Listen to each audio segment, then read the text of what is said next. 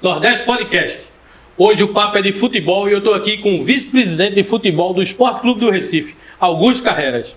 Augusto, eu perguntei no fim da primeira parte a ferida, a falta de como torcedor, né? Aquele do torcedor não quer saber se o dinheiro vai para pagar dívida, se o dinheiro é para pagar custo. Ele quer saber que saiu Gustavo e Mikael. E o pior, que Mikael saiu depois de meter 3 gols num clássico. E você sabia que aquele jogo, a gente concluiu a negociação de Mikael durante o dia. No dia do jogo. E fomos direto para o hotel. E aí o pessoal que representava o clube italiano disse que não queria que Mikael jogasse. Não quer, Mikael agora é jogador nosso. Para não se machucar. Então ele não vai jogar, porque ele pode se machucar. E nós dissemos, não, até assinar o contrato, até estar no papel, ele é jogador do Sport, ele vai jogar. E ficou aquela discussão, vai, não vai. Eu disse, olha, eu vou fazer o seguinte, eu vou conversar com o treinador. O treinador foi ex-jogador de futebol, entende disso aí, eu vou conversar com ele, o que ele achar que deve ser feito é o que nós vamos fazer. Cheguei no estádio, os empresários foram com a gente até o estádio, assistiram o jogo com a gente. Entrei, só que eles não entraram no vestiário. Entrei no vestiário, chamei o treinador e contei a história. Disse, olha, o Mikael está vendido, foi feita a operação, agora está concluída, o pessoal não quer que ele jogue. Agora está de boca. O que é que você quer fazer? Vamos chamar o jogador. Chamamos o jogador, conversamos, contei a mesma história para o jogador. Mikael, esse pode ser seu último jogo pelo Sport. Tá? Se você fizer o jogo, agora essa decisão é sua. O treinador está jogando para você essa decisão. O Mikael disse, não, eu quero jogar. Eu vou jogar. Arretado. Eu vou jogar, fez o jogo, fez 3 gols, perdeu 2, depois fez 3. E aí a gente assistiu o jogo lá em cima com os empresários. Logo no começo do jogo ele leva a entrada por trás e cai no chão. Todo mundo botou a mão na cabeça assim, meu Deus do céu. Quando ele caiu, ficou ali estirado no chão esperando o departamento médico entrar. Você pensa que é sério, não, o que aconteceu na hora. Mas foi tudo tranquilo. O Mikael inclusive já jogou 2 jogos lá pelo Salernitana. Vai jogar agora sábado. Enquanto nós estivermos jogando na Ilha do Retiro contra o Santa Cruz, o Mikael vai estar jogando contra o Milan. Eita, vai ser o Salernitana e Milan. Prendeu. Já imaginou o Mikael faz aqueles 3 gols que ele fez contra o Náutico no Milan? Olha só. O que é que vai acontecer depois rendimento disso? Pro esporte, né? Rendimento pro esporte. É verdade. Então vamos estar aqui torcendo pro esporte e lá torcendo pro Mikael. Quando ele fez os 3 gols, deve ter vibrado, né? O cara comprou o jogador no clássico, 3 gols na cara deles. Não, aí no outro dia eles já tentaram mudar o modelo de negócio do pessoal do Salernitana, porque tinha uma possibilidade de compra apenas se o time permanecesse na Série A. Sim. Lá no italiano. Eles já mudaram, já querendo ficar com o jogador de todo jeito, se quisesse. O cara é bom mesmo, o cara detonou. E aí era algo que eles queriam 2 milhões e 750, depois foi para 5 milhões de euros. Viram, é um jogador de qualidade, é um jogador porte físico privilegiado, bom, bate bem com ambas as pernas, forte, é um goleador. Porque o atleta às vezes ele é atacante, ele é centralmente, mas nem todo atacante é goleador. O Mikael é goleador. E eu vi foi a estreia de Gustavo estreou. Meteu 2 gols, um de falta e um engraçado cruzado. Que ele não batia falta no Sport. Nunca bateu falta aqui dentro do Sport. Ele estreou lá na equipe dele, no Sub-21. Ele estreou, na realidade, no profissional. Lá tem uma coisa interessante, se você não joga o tempo todo, você no outro dia você pode jogar pelo Sub-20, Sub-21, e foi o que ele estreou no outro dia. Mas ele tinha a estreia dele mesmo, foi no profissional um dia anterior. Na televisão anunciaram como a estreia dele e mostraram os 2 Ele tinha jogado, só que ele entrou durante o jogo, ele não começou como titular. Já no outro dia ele jogou pelo Sub-21 como titular. O Sport ainda tem porcentagem, Gustavo? O Sport tem 15%. Olha aí. O Sport manteve 15%. Hoje a gente chama carregar. O Sport é formador, perdeu o título de formador, está precisando recuperar e tem sido feito. E aí exige alguns investimentos no clube. Por exemplo, está reformando lá o alojamento da base, que antigamente era usado pelo profissional. Quando tu perde esse título de formador, você perde desses jogadores que foram vendidos? Não, porque aí esses jogadores foram formados na época quando o Sport tinha. Então você mantém o que a gente chama de mecanismo de solidariedade. Tá. Agora o que acontece? Ele desprotege um pouco os clubes do ponto de vista de contrato de jogadores com idade inferior a 16 anos. Fica vulnerável. Fica vulnerável. O clube aqui pode chegar aqui e tirar esse jogador. Quando você tem um certificado de clube formador, você tem uma garantia legal, de que aquele contrato para sair precisa de uma multa rescisória alta. E o Sport está correndo atrás para fazer os investimentos que precisam ser feitos. Inclusive esses recursos vão ser utilizados também para isso. Por exemplo, a gente está reformando todo o alojamento que era na Ilha do Retiro, que era o antigo Aparte Sport, onde o próprio time profissional ficava concentrado, que fica na sede, debaixo do estádio da Ilha do Retiro. Isso está sendo reformado. não é, para que a gente possa, não é, voltar a receber atletas lá e voltar a ter o tipo de formador, certificado de formador. E eu gostei muito daquele Cáceres, um cabeludo, né? Blas Cáceres, do paraguaio. Eu gostei dele jogando. Acho que aquele cara promete. Vamos ver se ele mantém um... Ele tem uma boa desenvoltura também dentro e fora de campo. Ele já é um atleta experiente, então é um atleta... Eu me lembro de uma oportunidade que ele entrou no segundo tempo, no intervalo do jogo, quando o treinador falou que ia substituir o Pedro, que era um jogador da base, pelo Blas. Ele foi lá, deu um abraço no Pedro, cumprimentou, desejando força ao Pedro. Ele é um atleta hoje bastante querido pelo grupo. Um atleta, acho que tem tudo para dar muitas alegrias à torcida do Sport. E inclusive amigo meu, quero mandar um abraço. Quem é Yuri Romão dentro do esporte? Fora eu conheço, fora eu sei que é 10. Yuri... Mas o Yuri por quê? Deixa eu dizer o que é. Porque Yuri abraçou uma causa que muita gente não quis abraçar. Porque o esporte já entrou numa turbulência que foi presidente renunciando, se afastando, e caiu no colo de Yuri pegou isso e a criança está crescendo e está começando a encorpar novamente, porque o esporte passou um momento muito difícil. Deve estar ainda, claro que eu sei que dá dificuldades, mas o Yuri abraçou uma causa que... Eu costumo dizer, Beto, que tudo na vida tem que haver integração, interação, tem que haver um casamento perfeito. Yuri é um grande administrador, tem experiência muito no mercado, principalmente na parte financeira. Então ele tem uma visão diferenciada de um clube, de como se gerir um clube de futebol do ponto de vista administrativo. Você faz um casamento de futebol também, alguém que possa tocar o futebol, e isso as coisas terminam caminhando muito bem. O clube tem que ter uma harmonia entre todos os seus vice-presidentes, e o Yuri consegue ser esse líder que dá essa harmonia. Então é importante para todo o clube, não é só o futebol. Isso vai gerindo bons negócios, novos negócios, traz inclusive um ambiente de astral, que a gente costuma dizer que quando tudo está bem só chega notícia boa, quando tudo está mal só chega notícia ruim.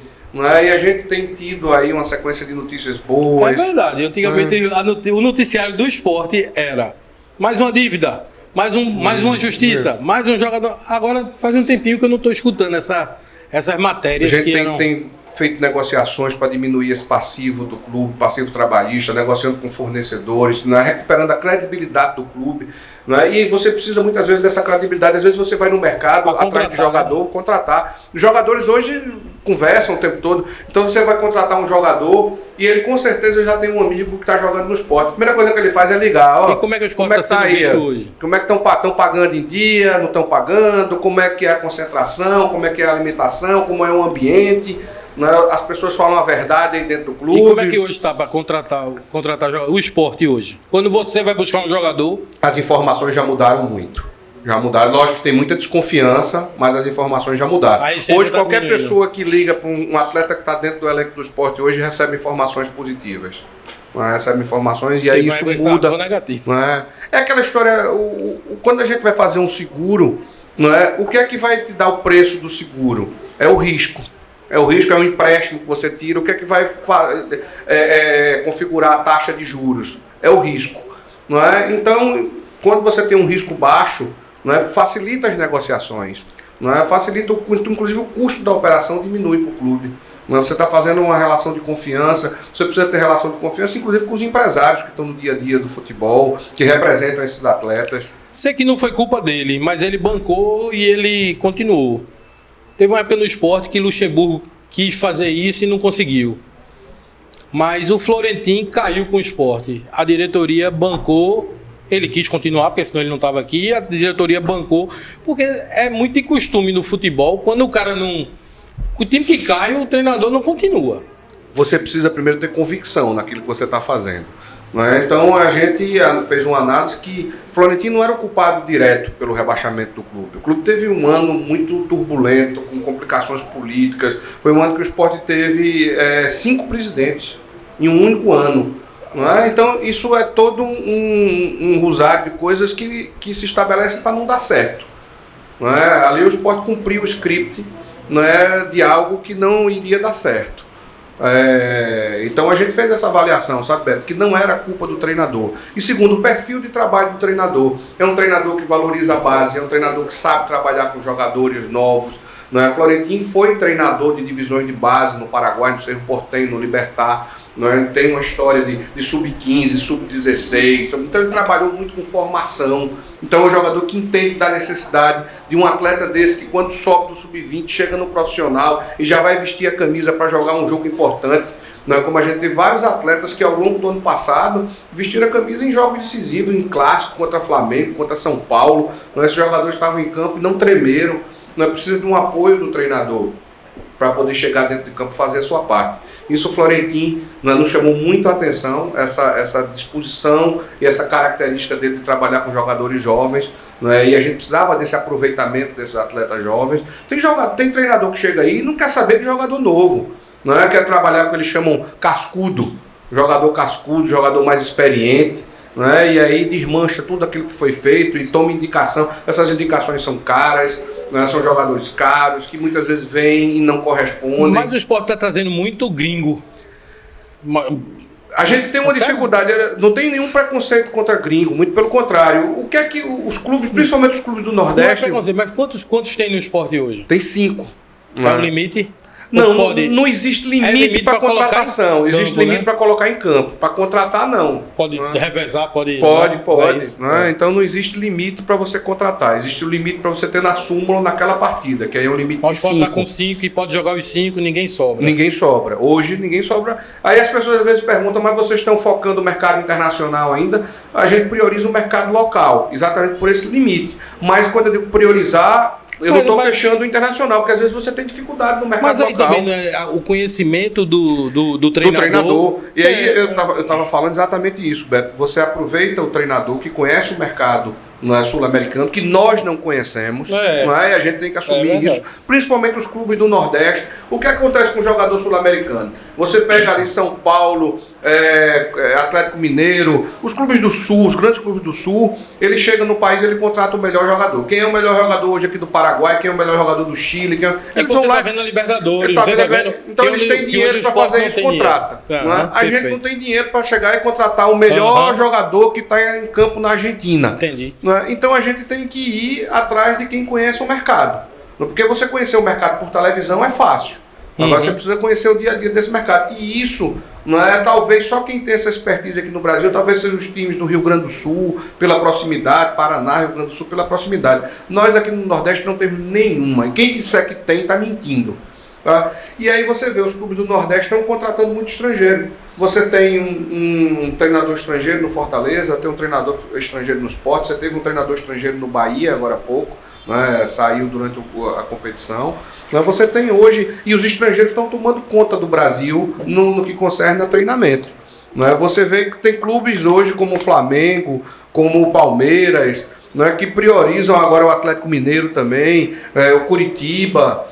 Clubes que estão priorizando estrangeiros. Você já vivenciou muitos treinadores? Já. Grandes treinadores. Já trabalhei com o Emerson Leão, já trabalhei com o Nelsinho Batista. É diferente?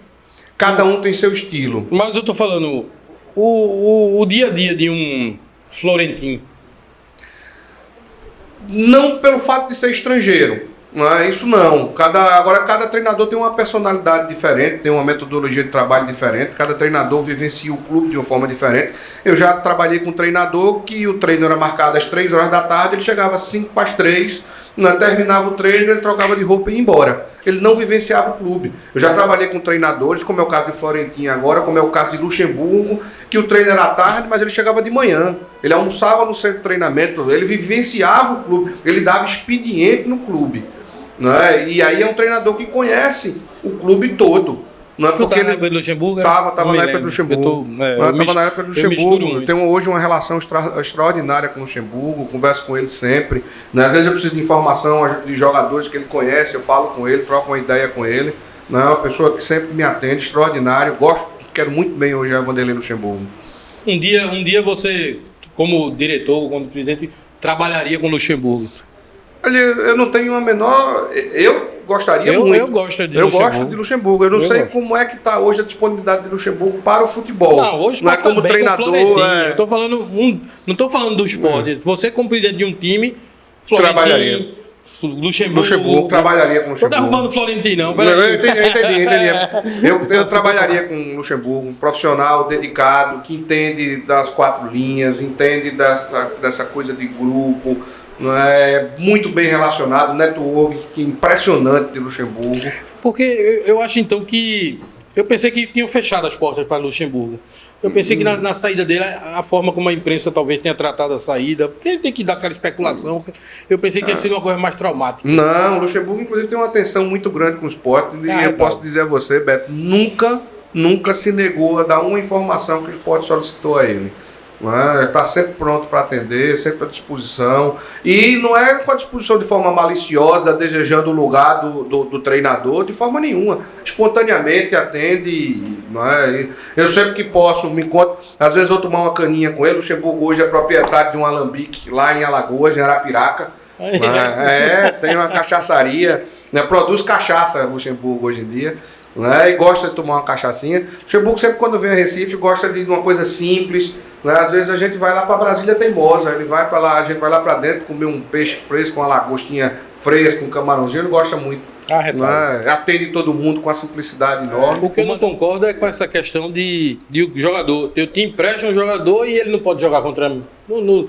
Eu te empresto jogador, mas comigo ele não pode jogar. Não pode jogar. A gente teve agora no jogo contra o Ceará, tem 2 jogadores nossos com o Ceará, o volante William e o segundo volante Pedro Nares.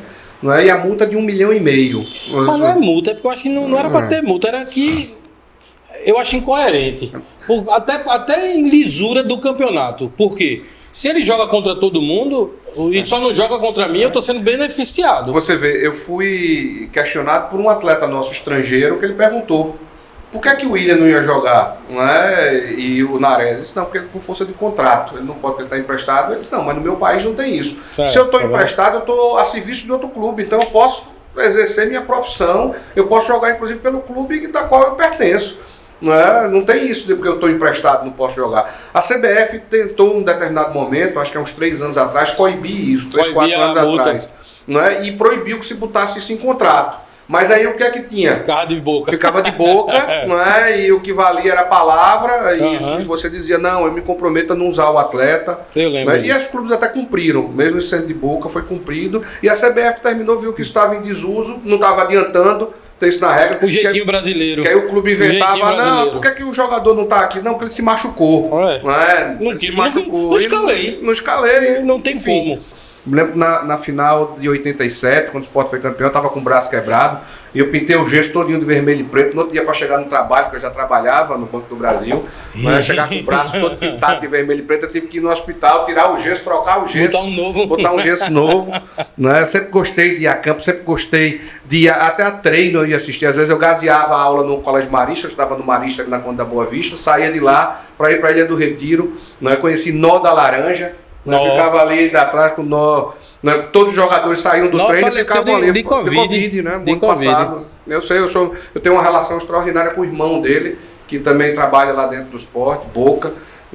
E a gente pôde acompanhar. E eu trabalho, meu auxiliar no hockey, na aula de hockey, é Reginaldo, que também é irmão dele. Aquelas pessoas ali do Caranguejo, vizinho ali ao esporte, que tem. Se você for fazer um censo, a maioria dos funcionários do clube são do Caranguejo, que é ali vizinho, e tem uma vibração importante ali e emocionante com essa relação que eles têm com o esporte. E aí eu me lembro que eu sentava ali do lado do carrinho de mão de nós e ficava conversando, porque todo atleta, quando terminava o treino, ia ali chupar a laranja ali com nós, e eu ficava escutando a conversa, achava interessante, pedia uma camisa.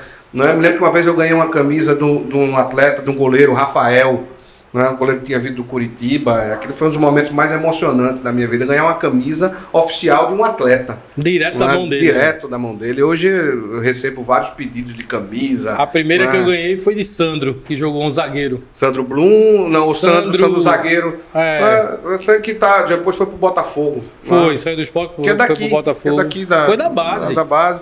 E aqui eu acho que é pernambucano. Depois a Sandra chegou a trabalhar no Santa Cruz como assistente, como gerente, jogou no Santa também. Ele estava no Santos na época de Luxemburgo, no Santos. Eu tinha ido como treinador de um time de hóquei e encontrei com ele no hotel.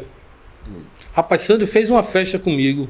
Sim, porque eu tinha sido preparador físico na época que o cara era preparador do profissional, ele me colocou nos juniores, que eu fazia educação física, ele me botou para estagiar. E era época de Sandro, Lima, Lourenço. Lima batia uma falta, tinha um chute forte na falta. Foi, mandou uma camisa e um calção para o de lá. Autografo, ele fez, mas eu quero autografado. Ele, peraí, professor, que ele chamava professor. Autografar o Valdir quer, e para o também. Aí ele autografou. Às vezes a gente viaja para jogar fora e recebe no hotel a visita de ex-jogadores do esporte, né, que vão lá, que fizeram parte da. Eu sinto da nossa falta, vida. eu como torcedor, assim, eu sinto falta dos clubes de Pernambuco, não é do esporte, de valorizar o ex-atleta, de botar ele para fazer, mostrar a torcida e conviver. De trazer para um jogo e participar ali, aquelas besteirinhas. Às vezes a gente faz um pouco isso no ano passado ainda. Eu vi uns ensaios, mas a assim, gente tava ali, costume. tinha Betão, Ribamar, tava no campo, vieram aqui assistir um jogo. Mas que foram ídolos da gente. Vou dizer uma oportunidade que um amigo meu, Cláudio, que foi zagueiro, campeão em 87, foi Cláudio. Michele, dá a logo aqui, ó. Ele era zagueiro na época do 87. E eu fiz um curso na UPE com ele, de educação física. Aí eu tava na social do esporte, ele ligou pra mim, Beto, eu digo, oi, Cláudio, tu tá no campo, tu consegue vir pras cadeiras? Eu fiz, consigo. Eu era treinador do esporte de hóquei. Eu fiz, consigo. Ele fez, sobe aqui. Eu, como torcedor, eu não tinha contato. Aí tava Betão, Ribamar. Era a comemoração do título de 87. Tava todo o time. Aí eu tive o prazer de ficar com eles e depois a gente foi para uma churrascaria aqui em Boa Viagem, o Gil. Eu era o único penetra. Eu acho, sabe, Beto, que o esporte precisa, inclusive tem alguns profissionais desses trabalhando dentro do clube, na captação de talentos. Luiz Carlos dá. Na divisão de base, mas você precisa ter mais gente. Talvez você tenha alguém que não esteja preparado para ser treinador, mas você tem preparado para captar esse atleta, para dizer, ó, que um ex-jogador, ele conhece, ele quando vê um menino desse, um moleque... Ele frequenta. Não, mas ele por ser paraibano, mora aqui perto, não é? Então ele sempre, às vezes por outra, ele está aqui assistindo um jogo do esporte. Ficou, é um atleta que a gente tem o máximo de respeito por ele. Não é extremamente tímido. Não é um jogo, o ano passado ele veio assistir um jogo e a gente para levar Duval pro vestiário do esporte, ele foi, Duval, isso aqui é a sua casa, Duval. Você sinta no vestiário, ele participou da pré-eleção, ficou com a gente dentro do vestiário, foi até o campo. Não é um prazer enorme você ter uma pessoa como o Duval. O esporte, inclusive, nesse início de ano, ia fazer um jogo, não é, a ideia de reeditar a Taça Ariano Suassuna, não é, trazer, não é, para fazer um jogo de despedida Duval e Magrão. Eu cheguei a conversar com o Magrão se mostrou extremamente interessado em vir, a gente poder fazer esse jogo de despedida desses atletas que foram ídolos do esporte e não tiveram jogo de despedida. Mas Magrão no meio jogou fora uma oportunidade de ser, porque Magrão na saída dele não foi uma coisa, eu não sei como é que eu uso a palavra, não foi 100% não. Beto, VB, a gente tem que respeitar também a posição do atleta no aspecto dele brigar por seu direito. Não estou falando do financeiro. Eu não estou falando do financeiro, não. Porque eu estou falando... Ele era um atleta e, de repente, no meio de um campeonato, não sei se por... Eu acho que a situação foi mal conduzida, tanto por ele como pela direção do clube. Né? Acho que ambas as partes têm culpa nisso aí. Né? E podia ter sido conduzido de uma forma melhor, pelos dois. Mas isso não apaga a história de Magrão dentro do clube. De forma nenhuma, o goleiro, a quantidade de jogos que fez pelo clube, a quantidade de vezes que foi escolhido o melhor jogador dentro de campo. Mas veja como torcedor, que pra mim eu fazia uma estátua de Magrão e botava no clube. E naquela época, quando ele saiu daquela forma... É aquilo que a gente falava no início. O torcedor é muita emoção. Eu senti. Então você às vezes sente, não é? Sente, mas depois quando você esfria um pouco a cabeça, essa emoção vai ficando um pouco de lado e prevalece a razão, você vê que Magrão é uma pessoa que merece todas as homenagens que o esporte possa fazer para ele. Atleta que tem um histórico lindo dentro do clube, Então, passagem maravilhosa. Que eu vi jogar, né? Que eu vi jogar. Exato, que eu também vi jogar ali, né? Então não tenho o que falar de Magrão. Que deu título ao Sport, que defendeu o pênalti de indecisão. Exato, assim como o Duval, o zagueiro Duval, uma pessoa que extraordinária dentro de campo, fora de campo, um torcedor do Sport, embora seja paraibano, né? Hoje é um cara que vai lá, que torce, que sofre, que vibra. Não é a mesma coisa de Magrão, mesmo a distância. Magrão hoje mora na Itália. Não é? Mas quando a gente ligou para fazer o convite para Magrão, o Magrão ficou emocionado. É bom saber disso porque agora eu me libertei. O Magrão ficou emocionado com o convite, achava que não teria essa homenagem dentro do clube, não teria esse espaço de forma nenhuma. Ele até se surpreendeu com a ligação, disse de forma nenhuma, Magrão.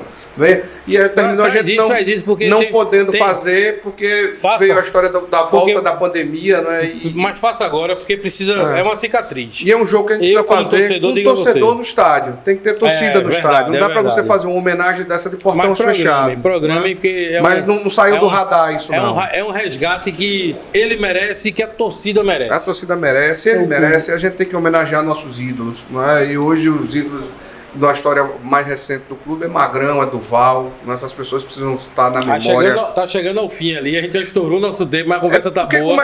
Isso não é entrevista, né? Isso é uma conversa. Mas quando a gente vai conversando, vão surgindo os assuntos, né? Assuntos então, gostosos. Vamos agora voltar um pouquinho pro time, né? Do presidente presidente, vice-presidente de futebol. Quem vai ser o Sport no ano 2022? Primeiro, um Sport que tem uma meta, voltar para a Série A. Não é isso que a gente precisa.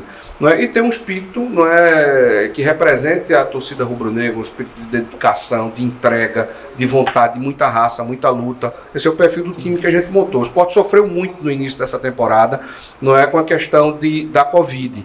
Não é? Eu costumo dizer, a gente até brinca, só dava Covid no time do Sport. A gente não via ninguém aqui tendo Covid. Né? O Sport tem um processo de testagem sério, não é, e infelizmente sofremos muito com isso. Você vê no jogo da estreia contra o CRB, a gente perdeu 7 jogadores com Covid e ainda uma norma da CBF que foi baixada com 24 horas antes da estreia, que dizia que o atleta só podia entrar em campo se tivesse a vacinação plena. Eles consideravam vacinação plena 14 dias após, né, ter tomado a segunda dose. Então a gente perdeu mais 4 atletas que ainda não tinham os 14 dias depois da segunda dose. Ao todo nós perdemos 11 atletas para uma partida de futebol. Não, isso é muito, isso mexe com o time. E depois fomos perdendo. Quando você perde, na realidade, com um atleta com Covid, não é para um jogo. Ele passa pelo menos 2 jogos, até 3 jogos sem jogar, sem contar com um período sem treinar. Né? Então, era um time que estava iniciando a pré-temporada, né? E de repente interrompe a pré-temporada para passar uma semana sem treinar e sem jogar, né? E perde. Aí volta. Sofremos muito com isso. Sofremos muito com a tabela. Os Sport, você tem uma ideia, Beto? Nós jogamos sábado, jogamos terça, jogamos quinta, jogamos domingo, jogamos terça. Agora que a gente teve uma folga um pouquinho maior, chegamos ontem de viagem de Fortaleza, ontem pela manhã, meio-dia, a delegação estava em Recife, para iniciar a preparação para jogar sábado um clássico importante. Vamos depois jogar na outra semana contra o Botafogo da Paraíba, depois vamos viajar para fazer 2 jogos seguidos em Teresina, pela Copa do Nordeste e pela Copa do Brasil, já de uma mudança de tabela que a gente brigou, que a programação original a gente ia para Teresina, jogava contra o Altos, de lá ia para Salgueiro, jogava contra o Salgueiro, depois voltava para Teresina para jogar contra o Pico de novo, contra o Altos de novo. Então era uma programação de logística extremamente difícil e complexa. A gente conseguiu mudar isso, isso tudo atrapalha o desempenho do time. E o que é que o Sport vai fazer para não perder verba da Copa do Brasil sendo eliminado nas primeiras fases? Olha, isso é resultado. É incontrolável. Mas por mais que a gente parece que persegue os clubes de Pernambuco, essa eliminação precoce. É aquela velha história. Antigamente você montava o time numa base do seguinte: vamos iniciar um time sem grandes reforços, que é para disputar o estadual, e a gente vai reforçando ao longo para estar no início do brasileiro com o time montado. Hoje você tem que fazer o inverso. Você tem que montar o time logo do início, porque você tem competições como a Copa do Nordeste, que é uma competição financeiramente extremamente rentável, né? E a Copa do Brasil, que não precisa nem falar dos números e valores, é uma competição que o Sport não pode estar morrendo na primeira fase. Lógico que existia uma mudança no regulamento. Antigamente você tinha os mata-matas, né? E agora a CBF estabeleceu de alguns anos para cá, né, um jogo nas 2 primeiras fases, um jogo único, Não é? Quando você joga fora de casa, se torna muito não é? perigoso. Se torna perigoso. Você enfrenta, às vezes, um time pequeno, Beto, mas que dá a vida naquele jogo. Às vezes, essa coisa financeira é tão importante, e você pega times que nunca viu esse volume de recursos, que o presidente do clube chega lá para o atleta e diz, ó, vamos dividir aqui meio a meio, uma premiação. Metade é dos atletas, metade é do clube. Então, o cara entra dentro de campo se matando, não é para ter um passar de fase, porque você passou de fase, você já ganha dinheiro de novo, já entra outra premiação que vai aumentando a cada passagem de fase. Então o time tem que estar muito atento, muito preparado para poder. Nós não vamos ter vida fácil lá contra o Altos, não. Os caras vão fazer o jogo da vida deles. É o jogo mais rentável da temporada, do ano, não é? É a oportunidade que eles têm de ganhar um dinheiro, tanto o clube como os atletas. Não é? Então eles vão fazer o jogo da vida, pode apostar nisso. Então é um jogo de risco. Não é? Porque se você não consegue um resultado positivo, você está fora da competição. Não é? Não tem... A gente conseguiu até uma inversão de fazer o primeiro jogo pela Copa do Nordeste. Porque antes a gente ia fazer o primeiro jogo pela Copa do Brasil e o outro jogo pela Copa do Nordeste. Agora nós vamos fazer primeiro pela Copa do Nordeste e depois pela Copa do Brasil. Então, mas o que é mais interessante? Não era melhor pegar logo o desgaste? Nós vamos jogar já conhecendo a cancha, conhecendo o gramado, a iluminação do estádio, conhecendo o time que nós vamos jogar também. Perfeito. Não é? Porque assim, não que a gente vai para abrir mão do jogo da Copa do Nordeste. Desgaste por desgaste, os dois se desgastam. Exato. E a Copa do Nordeste não significa, nós não vamos lá para perder. Mas se a gente, por acaso, tiver um resultado ruim na Copa do Nordeste, não vai nos tirar. Exatamente, vamos recuperar. Agora, um resultado ruim na Copa do Brasil nos tira da competição. É complicado. Então, nós, comissão técnica, achamos melhor jogar o segundo jogo pela Copa do Brasil. Foi bem pensado, foi bem pensado. Não significa que isso vai nos trazer algum benefício, mas a gente já vai conhecer o adversário, a cancha, a iluminação, tudo que a gente precisa conhecer do nosso adversário para ter esse jogo difícil, que é uma decisão. Mata-mata é decisão. E aquilo que eu disse, não tem essa história mais de time pequeno, porque o cara faz o jogo da vida dele. Né? É o dinheiro que ele vai conseguir, que talvez ele não consiga arrecadar durante um ano. O Sport fechou ou o Sport contrata esse ano? Contrata. A gente sabe das deficiências, o time não está montado ainda não, a gente tem deficiências dentro do clube que precisa suprir, a começar por aquilo que a gente já conversou aqui, as feridas que ficaram com a saída, de Gustavo e de Mikael. Nós fomos ao mercado, contratamos centroavante, mas a gente precisa de uma reposição da posição de Gustavo, a gente precisa de outros cenários que precisam de reposição também. E o Sport está em campo. Agora não é fácil contratar quando você tem limitação de recursos, quando você está numa Série B. Por exemplo, o atleta hoje profissional, ele prefere disputar um campeonato paulista, e depois escolher um time para jogar uma competição nacional. Então tem muito atleta que está lá no Campeonato Paulista e que depois de terminar o Campeonato Paulista ele vai procurar clubes, através dos seus agentes, vão procurar clubes para colocá-lo em clubes que têm um calendário nacional. E o Sport tem tido na história aí, eu estou vendo muita sorte com esse tipo de jogador, que o Sport aproveita do que sai do Campeonato Paulista, que é um time de primeira, de segunda divisão. Exato, você precisa estar atento nesse mercado e ser muito rápido nisso aí. Pega um jogador bom. A gente está com o pessoal do Sport que trabalha com análise de mercado já de olho no Campeonato Paulista, em outros campeonatos também estaduais, não é só no Paulista. Nós que o principal é o Paulista, para que a gente possa identificar algum atleta que tem um perfil de jogar no Sport e partir antes. Porque se a gente também deixar para terminar o Campeonato Paulista, o que se sobressair no Campeonato Paulista vai ficar com São Paulo, ficar com Santos, ficar com Palmeiras, não tem espaço para vir para cá. Então a gente precisa partir na frente, mas tem um segundo escalão ali que... Mas às vezes você consegue pegar até o primeiro escalão se você chegar antes da fase final. Você vai terminar a primeira fase aqui. Talvez tenha atletas desses que tem times que não vão se classificar para a fase final. Você pode ir atrás desses atletas e que vão ajudar muito aqui o clube. Tá bom, mas a gente não vai esperar também o final do Paulista não. Como eu disse, tem jogador que a gente precisa trazer com muita urgência. Entendi.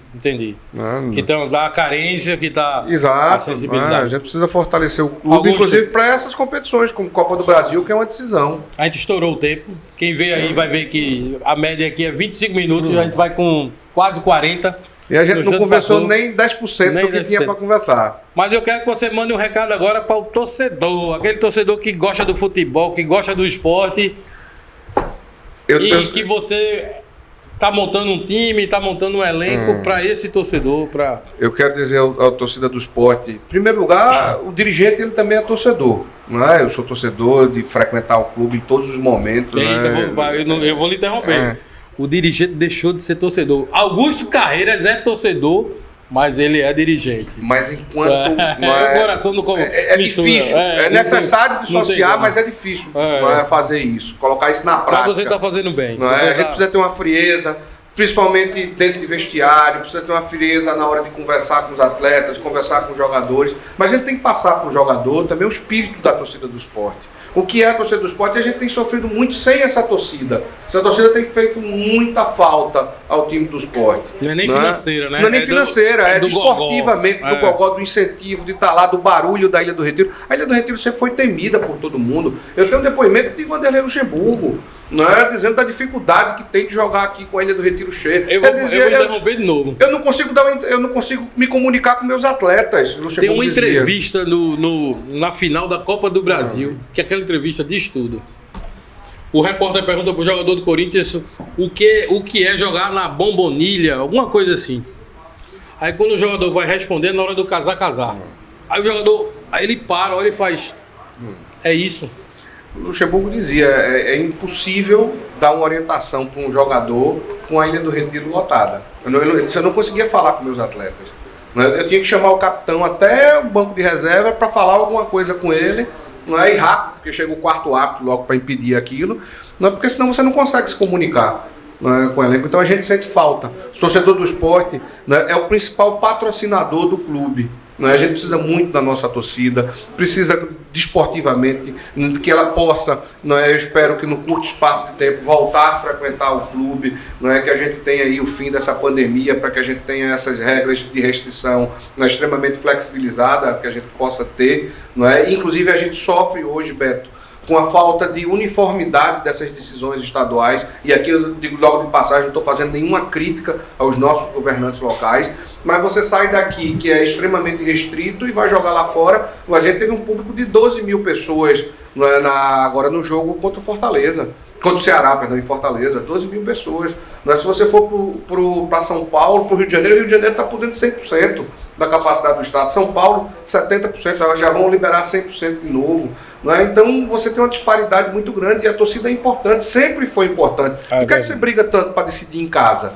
Porque em casa você está com sua torcida. Então é lógico que ela faz falta antes e vai fazer falta sempre, jogar do lado da sua torcida. Então a gente tem sentido bastante, o nosso 12º jogador, essa ausência dele. Então a gente espera que no prazo muito curto eles estejam de volta. E do aspecto também financeiro, porque a gente tem o sócio, que é, como eu disse, é o principal patrocinador, a principal receita do clube é o seu sócio, é o seu torcedor que vai a campo. A gente precisa muito deles. E tenho uma certeza, tenho uma convicção que o esporte vai estar no caminho certo, no caminho de brigar por título. Nós não priorizamos competições. Eu acho que o Campeonato Pernambucano é importante, a gente tem que conquistar o título do Pernambucano, porque isso dá um ambiente diferente dentro do vestiário, um ambiente de conquista, um ambiente que você pode chegar mais longe, você pode ter confiança para buscar novas competições. O esporte tem que disputar um título de Copa do Nordeste, já ganhamos algumas vezes, podemos ganhar de novo. O esporte tem que ter uma excelente campanha na Copa do Brasil para se viabilizar financeiramente.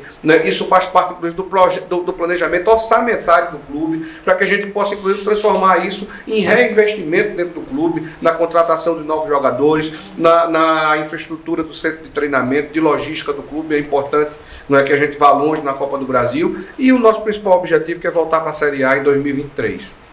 Augusto Carreiras, Nordeste Podcast. Que prazer, bicho. Foi um bate-papo, né? Se não foi entrevista. Coisa boa. Bom demais estar aqui com vocês. Parabéns. Estúdio maravilhoso, belo, com gente da melhor qualidade, com amigos, aqui comendo bolo de macaxeira, amendoim, cafezinho, o quebra-queixo aqui do japonês. Isso é extraordinário, Beto. Obrigado. Simbora. Aí eu que agradeço. Nordeste Podcast. Toca o sininho. Valeu. É Nordeste Podcast. É Nordeste Podcast. É Nordeste Podcast. É Nordeste Podcast. Podcast. É Nordeste Podcast.